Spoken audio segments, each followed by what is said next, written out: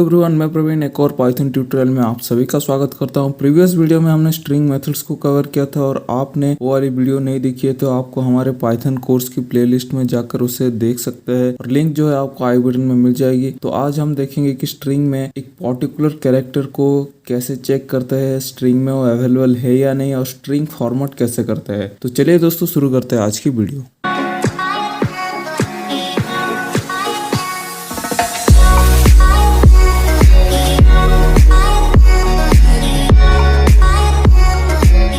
तो कोई भी सर्टेन फ्रेज ऑफ कैरेक्टर जो है एक स्ट्रिंग में प्रेजेंट है या नहीं, ये जानने के लिए हम जो इन या फिर नॉट इन कीवर्ड का इस्तेमाल करते हैं। जैसे कि मैं आपको एग्जांपल यहाँ पे दिखा देता हूँ।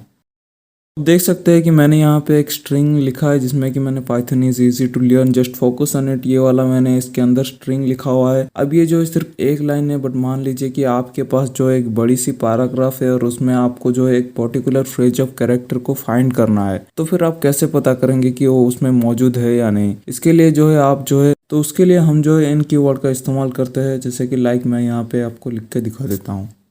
अब आप देख सकते हैं कि मैंने जो इन कीवर्ड की मदद से पाइथन को ये कहा कि मेरी जो एक्स वेरिएबल है उसमें जो मैंने स्ट्रिंग लिखा है उसमें अगर जो लेयर नाम की एक पर्टिकुलर वर्ड जो है प्रेजेंट है या नहीं मुझे बताओ। तो यहाँ पे जो है अगर मेरी वो पर्टिकुलर वर्ड आपने जो भी दिया, यहाँ पे मैंने लेयर दिया है, तो फिर यहाँ पे जो भी वो पर्टिकुलर वर्ड जो कि स्ट्रिंग में प्रेजेंट होगी तो ये मुझे आउटपुट में ट्रू रिटर्न करेगा, और अगर नहीं होगी तो मुझे पाइथन जो है फॉल्स रिटर्न करेगा। क्योंकि मेरे यहाँ पे जो लेयर जो वर्ड है वो मेरी स्ट्रिंग में आप देख सकते हैं कि Python is easy to learn, यहाँ पे लर्न जो है मौजूद है, तो इसके लिए मुझे जो है ट्रू रिटर्न करना चाहिए। तो फिर चलिए इसे रन करके देख लेते हैं।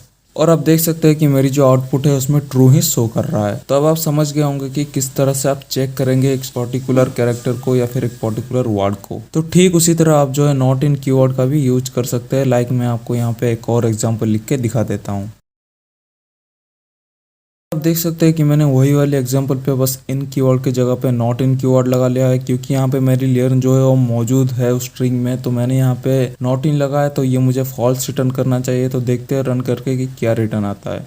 तो आप देख सकते हैं कि मेरी जो आउटपुट है वो फॉल्स रिटर्न कर रहा है, क्योंकि यहाँ पे लेयर वर्ड जो है प्रेजेंट है स्ट्रिंग में। अगर नहीं होता तो ये मुझे ट्रू रिटर्न करता।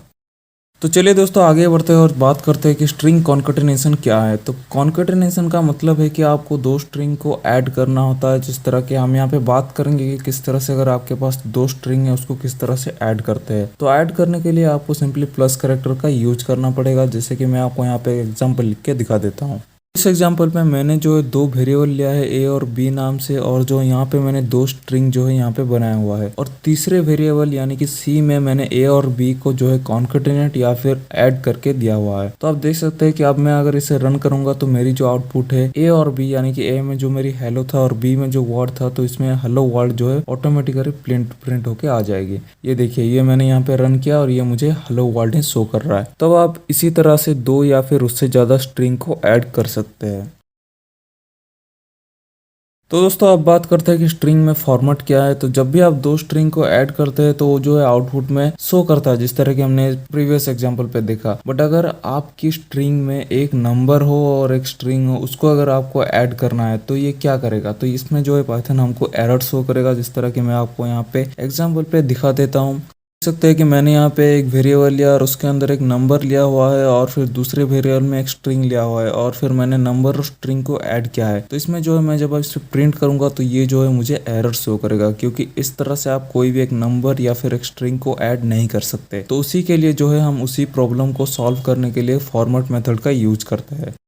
तो फ्रेंड्स, फॉर्मेट मेथड को यूज करने के लिए आपको जो है कर्ली ब्रैकेट का यूज करना पड़ेगा। मैं यहाँ पे इसी एग्जाम्पल में आपको यूज करके दिखा देता हूँ।